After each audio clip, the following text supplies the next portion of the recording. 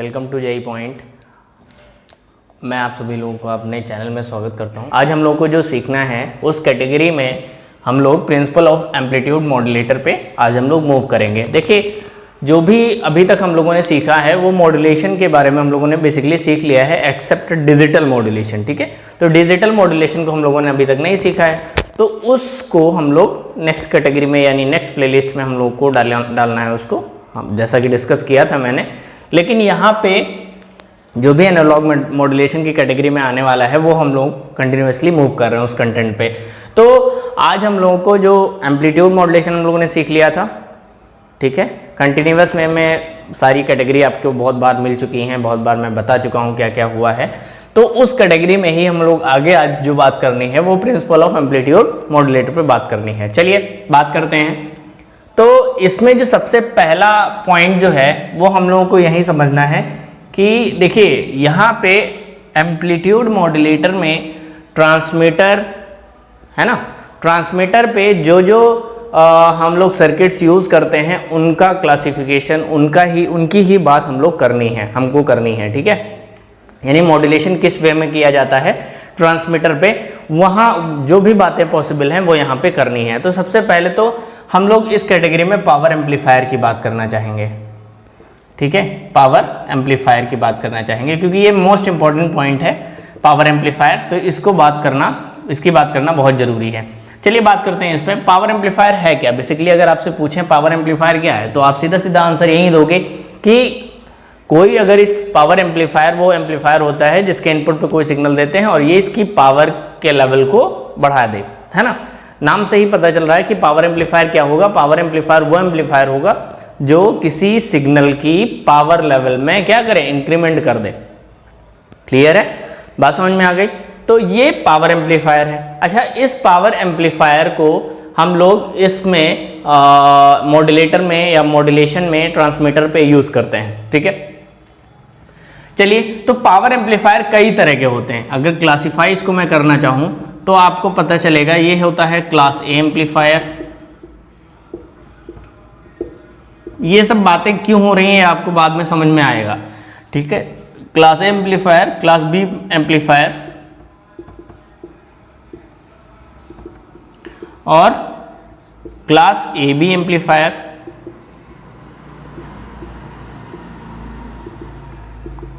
और last one is class C amplifier. ठीक है, हर एक की बात करेंगे, यानी चारों टाइप की बात करेंगे, देखते हैं क्या क्या होता है। उसके पहले एक छोटा सा रिकॉल मैं करना चाहूँगा। जब भी आप एम्पलीफायर का कैरेक्टरिस्टिक्स ड्रॉ करते थे, ठीक है, जब भी आप एम्पलीफायर की कैरेक्टरिस्टिक्स ड्रॉ करते थे, आउटपुट कैरेक्टरिस्टिक ड्रॉ करते थे, तो उसमें एक लोड लाइन का कंसेप्ट आता था। अगर आपको याद हो, आप अपने इंजीनियरिंग पीरियड में आप लोगों ने इसको पढ़ा होगा। यानी अगर जैसे मैं कॉमन एमीटर एम्पलीफायर की कैरेक्टरिस्टिक्स को ड्रॉ करूं, कॉमन एमीटर एम्पलीफायर, तो सपोज ये था कुछ ऐसे, है ना। ये आप लोगों ने कुछ ऐसे सीखा था। यहाँ पे आईसी लिखते थे और यहाँ पे वीसी लिखते थे, है ना। ये कैरेक्टरिस्टिक्स थी कॉमन एम्पलीफायर की, आउटपुट कैरेक्टरिस्टिक बेसिकली, क्योंकि यहाँ IC for collector current and VC is the collector voltage. तो वीसीई बेसिकली हम लोग यहाँ पे देखते हैं, है ना। तो यहाँ पे आप लोगों को पता है ये कैरेक्टरिस्टिक आउटपुट कैरेक्टरिस्टिक है और इसमें ही हम लोग लोड लाइन को डिफाइन करते थे।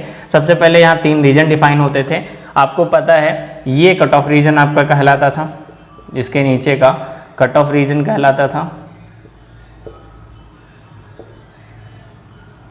This is cutoff region and this is saturation region.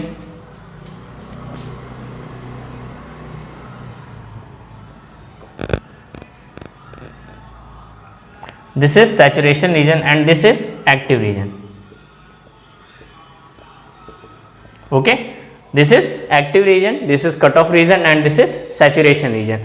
अब इन तीनों रीजन आप जान गए हैं, तो यहाँ पे हम लोग एक लोड लाइन ड्रॉ करते थे जो कि इस एक्टिव रीजन से होकर के पास करती थी और हमारा जो क्वेश्चन पॉइंट है, ठीक है, क्वेश्चन पॉइंट है वो एक्टिव रीजन में ही लाई करता था, तभी हम इस एम्पलीफायर को बेस्ट एम्पलीफायर मानते थे। है ना, बेस्ट एम्पलीफायर मानते थे। यानी अगर आपको एम्पलीफायर की तरह अगर यूज़ करना होता था तो उस केस में हमारा जो क्यू पॉइंट है वो आपका कहाँ होना चाहिए था, आपका होना चाहिए था इस एक्टिव रीजन में। अगर आपका क्यू पॉइंट सैचुरेशन या कट ऑफ रीजन में होता था तो उस स्टेट में हम लोग बोलते थे कि ये स्विच की तरह वर्क करेगा, ट्रांजिस्टर को बोलते थे, है ना। तो ये बातें देखिए रिकॉल करना बहुत जरूरी है। क्या मैंने बोला कि आउटपुट कैरेक्टरिस्टिक्स ऑफ एम्पलीफायर जब भी हम किसी ट्रांजिस्टर की ड्रॉ करते हैं तो वो आईसी और वीसीई के बीच में बनाई जाती है, keeping input as a constant. तो यहाँ पे इनपुट आईबी की वैल्यू कुछ ना कुछ कांस्टेंट रखेंगे, ठीक है। यहाँ पे जो आपको ध्यान रखना है कि इस जो आउटपुट कैरेक्टरिस्टिक्स है इनमें 3 रीजन मिलेंगे आपको, कट ऑफ रीजन मिलेगा, सैचुरेशन रीजन मिलेगा और एक्टिव रीजन, जहाँ पे ग्राफ बना हुआ है। तो एक्टिव रीजन में अगर आपको किसी ट्रांजिस्टर को एम्पलीफायर की तरह वर्क कराना है तो आपका Q point in the sense question point जो है वो एक्टिव रीजन में लाई करना चाहिए, पहली बात। दूसरी बात ये कि अगर आपको स्विच की तरह वर्क कराना है तो यहाँ पे या कट ऑफ रीजन में रखिए या तो सैचुरेशन रीजन में रखिए, ठीक है। चलिए तो बात करते हैं हम लोग, अब इसका यूज करना है इन क्लासिफिकेशंस में, तो उसी पे आगे हम लोग मूव करना चाहेंगे।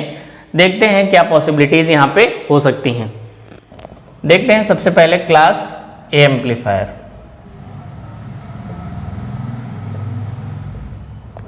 है ना, क्लास ए एम्पलीफायर। तो क्लास ए एम्पलीफायर बिल्कुल आपका नॉर्मल सी एम्पलीफायर होता है जिसमें आपका जो क्यू पॉइंट है, ठीक है, जो आपका क्यू पॉइंट है वो आपका बेसिकली एक्टिव रीजन के मिडिल में रखा जाता है। जैसे अगर मैं ये ग्राफ बनाऊं, ठीक है, तो सपोज ये एक्टिव रीजन कुछ रहेगा यहाँ से यहाँ तक, सपोज ये एक्टिव रीजन है, ठीक है, एक्सिस के बीच में एक्सट्रीम तक मान लेते हैं, दिस इज आपका आउटपुट कैरेक्टरिस्टिक है। तो अगर एक्टिव रीजन है, सपोज ये आपका क्यू पॉइंट है, क्या है, एक्टिव रीजन, देखिए मिडिल में मैंने बनाया है, दिस मीन्स ये एक्टिव रीजन में लाई कर रहा होगा क्यू पॉइंट आपका। तो उस केस में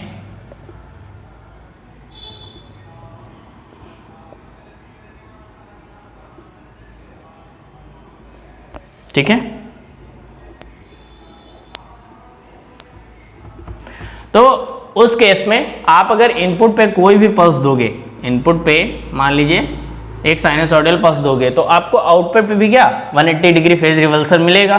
तो उस केस में आपको कुछ ये पल्स मिल जाएगी, ठीक है। यानी जो आपकी वेव है उसमें कोई भी क्लिपिंग या किसी भी तरह का डिस्टॉर्शन नहीं हो रहा होगा अगर एम्पलीफायर आपका सारी कंडीशंस को फुलफिल कर रहा है। तो उस केस में क्लास ए एम्पलीफायर क्या कहता है कि आपका जो क्यू पॉइंट है मिडिल में रखा जाएगा, तो जैसी इनपुट आप दे रहे हो वैसी ही आपको आउटपुट मिलेगी विद द फेज रिवर्सल। जैसे कि आपको सी एम्पलीफायर में आपको पता ही है कि भाई वहां पे 180 डिग्री फेज मिलता है, ठीक है, 180 डिग्री फेज मिलता है, तो आपको 180 डिग्री फेज के साथ वेव कंप्लीट वेव मिल जाएगी, ठीक है। तो ये क्लास ए एम्पलीफायर है, यानी इसकी कैटेगरी क्या है कि इसकी कैटेगरी है जो क्यू पॉइंट है वो कहां लाई करेगा, middle of active region basically,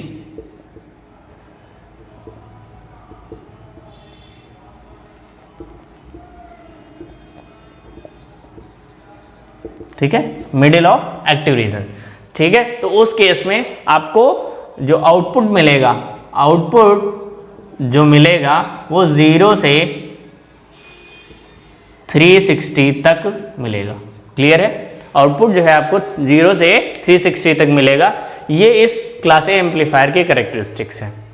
यानी जो आपको आउटपुट है, देखिए पूरा पूरा आउटपुट 360 डिग्री तक मिल रहा है, यानी कंप्लीट वेव मिल रही है। जब आप कंप्लीट वेव भेज रहे हो तो उस केस में आपको जो वेव मिल रही है वो कंप्लीट वेव मिल रही है। तो इसको हम लोग बोलते हैं, इसको हम लोग क्या बोलते हैं भाई, इसको हम लोग बोलते हैं आपका क्लास ए एम्पलीफायर, ठीक है। तो ये देखिए जो मोटी मोटी बात है जो हमारे लिए इंपॉर्टेंट है वही यहाँ पे करनी है, बाकी आप लोगों को तो एम्पलीफायर यानी ईडीसी में आपको पढ़ना ही है सारी चीज़ें। तो अब देखते हैं क्लास बी एम्पलीफायर की कैरेक्टरिस्टिक्स क्या हो सकती हैं। तो क्लास बी एम्पलीफायर में आपको क्या करना होता है, क्लास बी एम्पलीफायर में जो है ऑपरेटिंग पॉइंट यानी यूँ कह लीजिए क्वेश्चन पॉइंट आपका कट ऑफ बाउंड्री पे रखा जाता है। This is a cut off boundary. So operating point आपको कहाँ रखना है, यानी क्यू पॉइंट आपको यहाँ पे रखना है। तो उस केस में देखते हैं क्या होगा। क्लास बी एम्पलीफायर देख लेते हैं। तो क्लास बी एम्पलीफायर के केस में आपका जो मैंने बोला है ऑपरेटिंग पॉइंट के यहाँ कहाँ रहेगा, इस पॉइंट पे रहेगा। दिस मीन्स क्यू पॉइंट यहाँ पे रहेगा, यानी कट ऑफ पॉइंट पे रहेगा। तो उस केस में अगर मैं आपसे बोलूँ कि सपोज ठीक है यहाँ पे एक कंप्लीट वेव भेजें भी, तो उस केस में आपका देखिए ऑपरेटिंग पॉइंट के बीच में इतना ही गैप है, तो ये आपका फेज रिवर्स के साथ ये वेव देगा। ठीक है, ये वेव देगा, यानी यहाँ पे अगर हम कंप्लीट वेव देते हैं तो आपका हाफ वेव ही मिलती है। दिस मीन्स ये एक तरह से आपका क्या काम कर रहा है, आउटपुट जो है 0 से 180 डिग्री के बीच में ही आउटपुट देता है। तो दिस मीन्स अगर यहाँ ऑपरेटिंग पॉइंट कहाँ होगा, ऑपरेटिंग पॉइंट जो है वो एट कट ऑफ पॉइंट रहेगा। ठीक है, eight cut off point.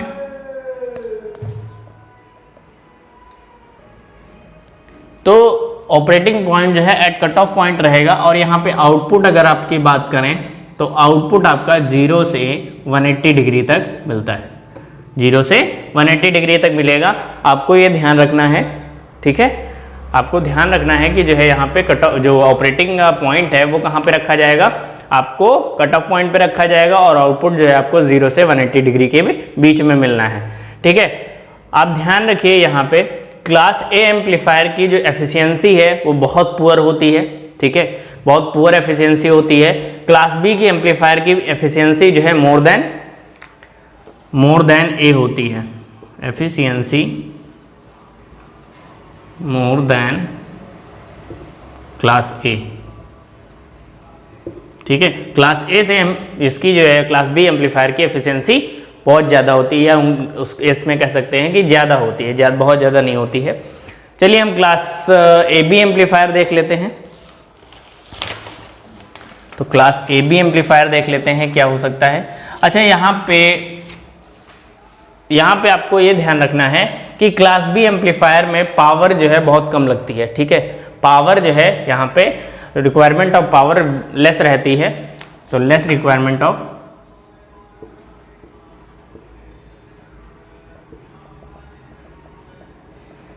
Power. ठीक है, लेस रिक्वायरमेंट ऑफ पावर, ये ध्यान रखना है आपको, यहाँ पे पावर की रिक्वायरमेंट कम रहती है। चलिए बात करते हैं हम लोग क्लास ए बी एम्पलीफायर की। क्लास ए बी एम्पलीफायर की अगर हम लोग बात करें तो आपका जो ऑपरेटिंग पॉइंट है वो आपका cut off near the cut of रखा जाता है, एट द कट ऑफ नहीं रखा जा सकता है। ठीक है, तो उस केस में हमें देखते हैं क्या मिलेगा। तो उस केस में अगर हम बात करें, this is your cut off point, this, और यहाँ पे आपका मिडिल पॉइंट एक्टिव रीजन रहेगा, तो नियर द कट ऑफ रखा जाएगा, यानी आपका कट ऑफ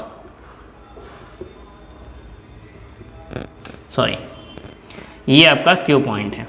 ठीक है, तो नियर द कट ऑफ रखा जाएगा, तो उस केस में आपकी पॉसिबिलिटी क्या हो सकती है, देखिए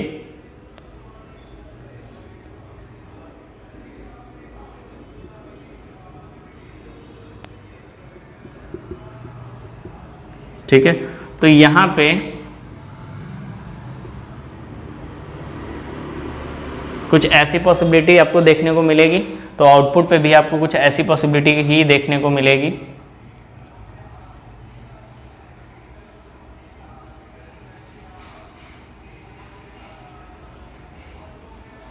दिस मीन्स आपको क्लिप्ड वेव मिलेगी। ठीक है, क्लिप्ड वेव मिलेगी। एक हाफ सेक्शन तो आपका कंप्लीट रहेगा, लेकिन आपको जो सेकंड हाफ सेक्शन है वो आपका इनकम्प्लीट रहेगा, यानी आपका जो क्यू पॉइंट है वो कहाँ रहेगा, Q point near the cut of रहेगा, नियर द कट ऑफ रहेगा, और आपका जो आउटपुट है, ठीक है, जो आपका आउटपुट है वो आपका 180 से 360 के बीच में मिलेगा। देखिए 180 तक तो कंप्लीट है, 180 तक कंप्लीट है, तो 180 से ज़्यादा होगा और 360 से कम होगा, ये आपको ध्यान रखना है भाई। ठीक है, तो ये क्लास ए बी एम्पलीफायर हो गया। इसमें कुछ बातें देख लेते हैं। देखिए एफिशिएंसी जो है वो आपको मोर देन बी मिलेगी। एफिशिएंसी देखिए जैसे जैसे आगे बढ़ रहे हैं हम लोग, जैसे जैसे और कैटेगराइजेशन या यूँ कह लीजिए जैसे जैसे हम लोग आगे बढ़ रहे हैं आपकी एफिशिएंसी तो बढ़नी है, ठीक है, लेकिन पावर रिक्वायरमेंट जो है वो ग्रेटर हो जाएगी।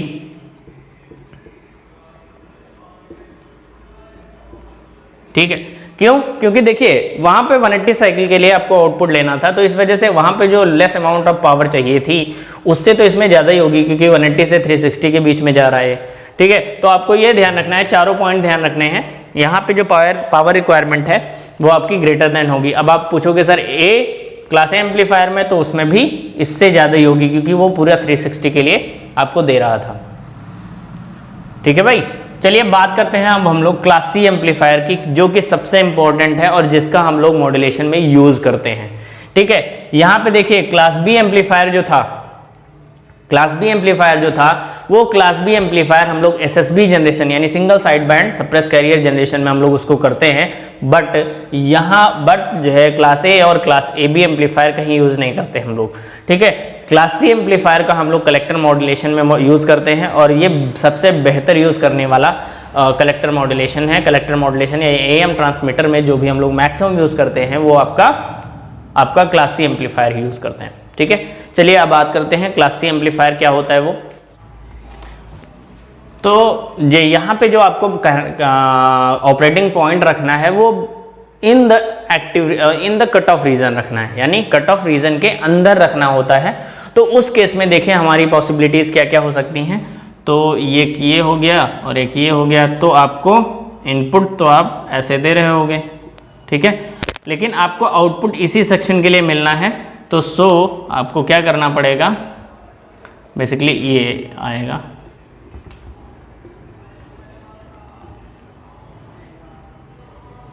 आपको जो आउटपुट मिलेगा वो यही आउटपुट मिलेगा। ये कट ऑफ में है तो ये आउटपुट आपका नहीं आएगा, और सेम एज ऐसी पल्सेस आपको मिलती जाएंगी। ठीक है, तो आपको कलेक्टर मॉड्यूलेशन में आपको क्या ध्यान रखना है, सॉरी क्लास सी एम्पलीफायर में क्या ध्यान रखना है, क्लास सी एम्पलीफायर में जो आपको ध्यान रखना है वो बातें कौन कौन सी है कि ऑपरेटिंग पॉइंट को हम लोग कहाँ रखते हैं भैया, ऑपरेटिंग पॉइंट को within the cut off region रखते हैं। ऑपरेटिंग पॉइंट को हम कहाँ रखते हैं, within the cut off region. Okay, within cut off region रखते हैं, और आपका आउटपुट जो है वो 0 से 180 डिग्री के बीच में मिलता है। ठीक है, तो यहाँ पे आपकी जो एफिशिएंसी है वेरी हाई होती है, वेरी हाई होती है। ठीक है, और यहाँ पावर रिक्वायरमेंट भी आपका हाई होता है, सॉरी लो होता है।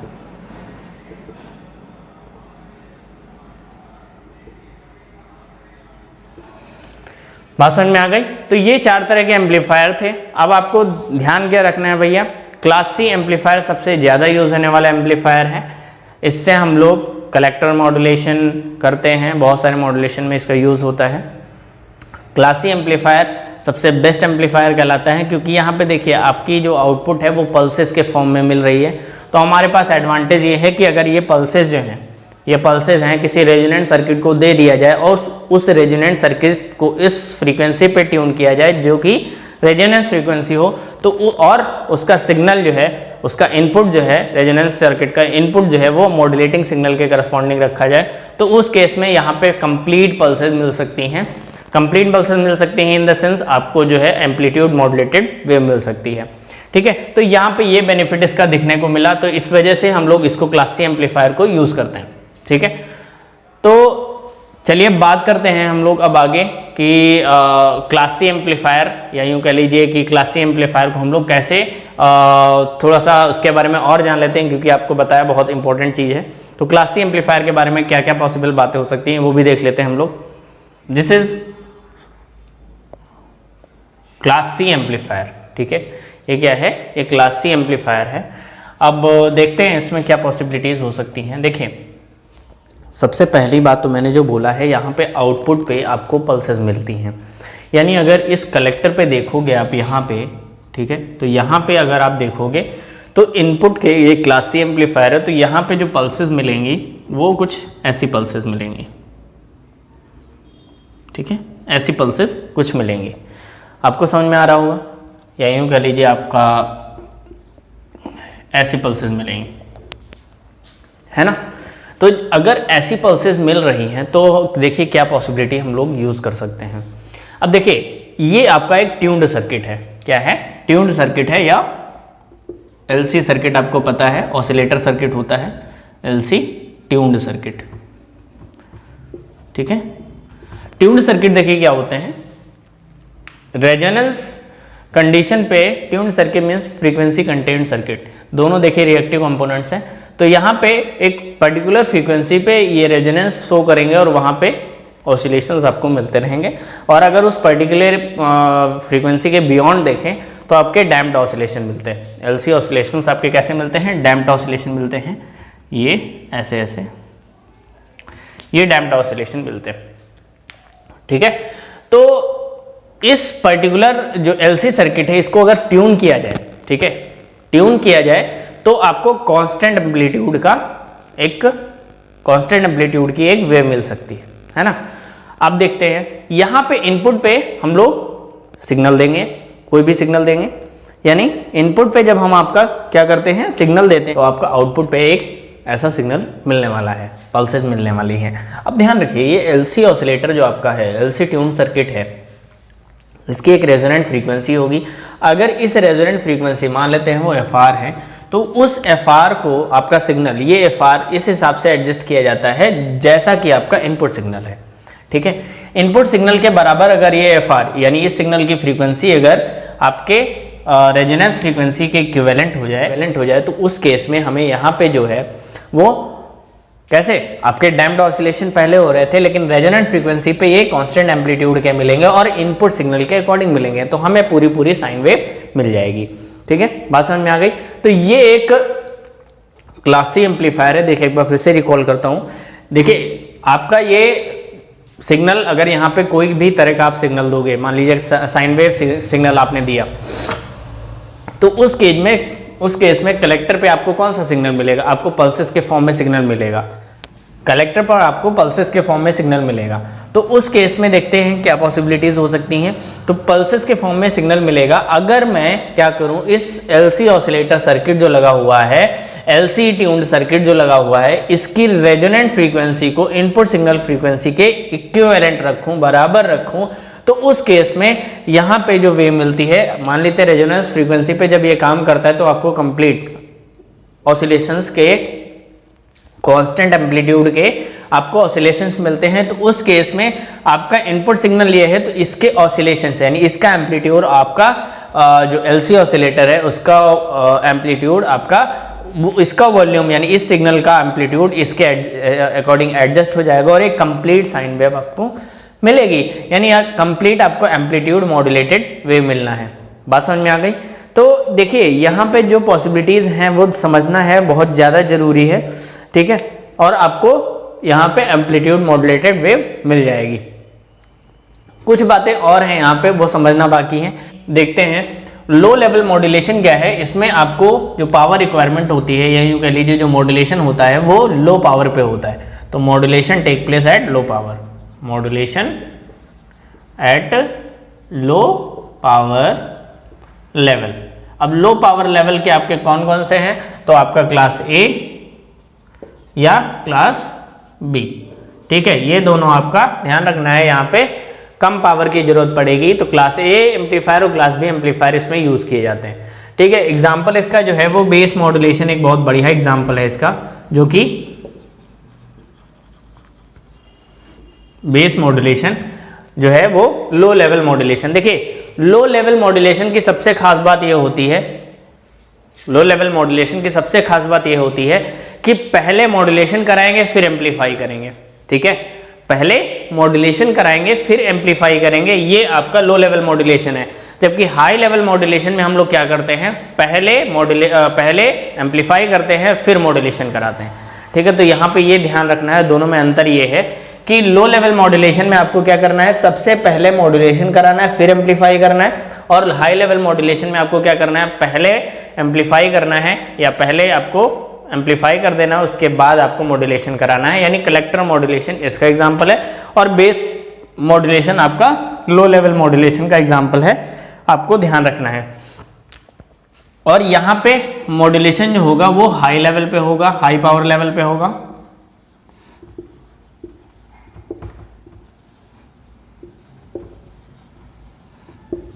ठीक है, यहाँ पे क्लास सी एम्पलीफायर को हम लोग यूज करते हैं। क्लास सी एम्पलीफायर, और इसका जो है एग्जांपल अगर आप बात करें तो कलेक्टर मॉड्यूलेशन है। क्या है? Collector modulation. ठीक है, यानी कलेक्टर मॉड्यूलेशन एक बेस्ट एग्जांपल है हाई लेवल मॉड्यूलेशन का।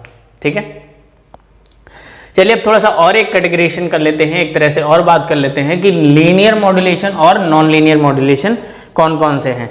तो लीनियर मॉड्यूलेशन जो है मेथड्स या नॉन लीनियर मॉड्यूलेशन मेथड्स, दोनों को एक बार देख लेते हैं कि कौन कौन से लीनियर में आते हैं और कौन कौन से आपके नॉन लीनियर में आते हैं। तो ये आपको आना चाहिए।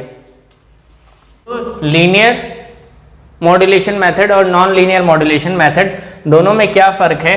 तो लीनियर मतलब आपका जो मॉड्यूलेशन हो रहा है वो लीनियर फॉर्म में हो रहा है, जो आपका आउटपुट है वो इनपुट के लीनियर फॉर्म में है। लेकिन आपका जो नॉन लीनियर मॉड्यूलेशन है उस केस में हम लोग क्या बोलते हैं कि आपका जो मॉड्यूलेशन है वो इनपुट के, या यूँ कह लीजिए आउटपुट जो है वो इनपुट के नॉन लीनियर फॉर्मेट में है। अब देखिए यहाँ पे जो इसका एग्जाम्पल है, एग्जाम्पल में बेस मॉड्यूलेशन।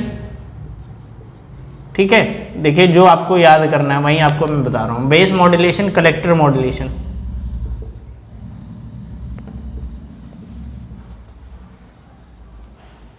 ठीक है, base modulation and collector modulation, और उसके साथ साथ आपका स्विचिंग मॉड्यूलेशन भी है। ठीक है, स्विचिंग मॉड्यूलेशन।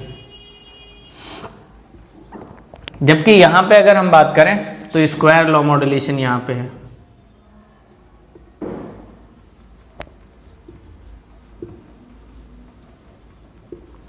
ठीक है, स्क्वायर लॉ मॉड्यूलेशन। तो देखिए एक बार फिर से रिकॉल कर देता हूं।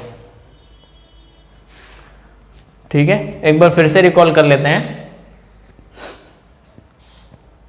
कि बेस मॉड्यूलेशन जो है, सबसे पहली बात तो बेस मॉड्यूलेशन की बात करें तो बेस मॉड्यूलेशन आपका लीनियर है और उसके साथ लो लेवल मॉड्यूलेशन है। ठीक है, बेस मॉड्यूलेशन जो है आपका क्या है? लीनियर है। पहली बात तो क्या है? लीनियर है, और आपका उसके साथ साथ लो लेवल मॉड्यूलेशन है। लेकिन कलेक्टर मॉड्यूलेशन लीनियर के साथ साथ आपका हाई लेवल मॉड्यूलेशन है। ठीक है, क्या है? हाई लेवल मॉड्यूलेशन है। तो अच्छा, स्विचिंग मॉड्यूलेशन जो है आपका लीनियर मॉड्यूलेशन के साथ हाई लेवल मॉड्यूलेशन है। ठीक है, ये भी आपको ध्यान रखना है। अच्छा, क्लास सी एम्पलीफायर क्यों हम लोग मैक्सिमम यूज करते हैं? क्योंकि इसमें पावर रिक्वायरमेंट छोड़िए, दक्षता जो है यानी यूँ कह लीजिए एफिशिएंसी वो सबसे ग्रेटर होती है ना, ग्रेटर होती है। तो इस वजह से हम लोग सबसे ज़्यादा उसको कलेक्टर मॉड्यूलेशन को यूज़ करते हैं। अच्छा, हाँ, यहाँ पे जो आपका बेस मॉड्यूलेशन है, ठीक है, बेस मॉड्यूलेशन बेसिकली अगर कहाँ पे यूज़ करते हैं आपसे पूछा जाए तो एसएसबी जनरेशन में बेस मॉड्यूलेशन को हम लोग यूज़ करते हैं।